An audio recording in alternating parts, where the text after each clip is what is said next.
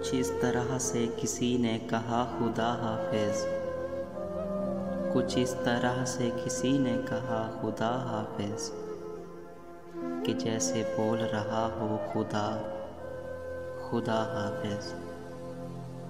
میں ایک بار پریشان ہوا تھا اپنے لیے، میں ایک بار پریشان ہوا تھا اپنے لیے، جب اس نے روتے ہوئے بولا تھا خدا حافظ۔ تو جس کے پاس بھی جا جا تجھے اجازت ہے، تو جس کے پاس بھی جا جا تجھے اجازت ہے، تجھے خدا کے حوالے کیا خدا حافظ۔ مجھے تو کیسے خدا کے سپرد کر رہا ہے، مجھے تو کیسے خدا کے سپرد کر رہا ہے، میں تیرے ذمہ ہوں تو کہہ رہا خدا حافظ۔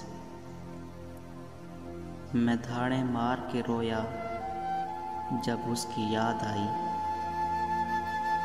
میں دھاڑیں مار کے رویا جب اس کی یاد آئی، جہاں کہیں بھی سنا یا پڑھا خدا حافظ۔ پھر ایک روز مقدر سے ہار مانی گئی، پھر ایک روز مقدر سے ہار مانی گئی، جبیں چوم کر بولا گیا خدا حافظ۔ میں اس سے مل کر اسے دکھ سنانے والا تھا، میں اس سے مل کر اسے دکھ سنانے والا تھا،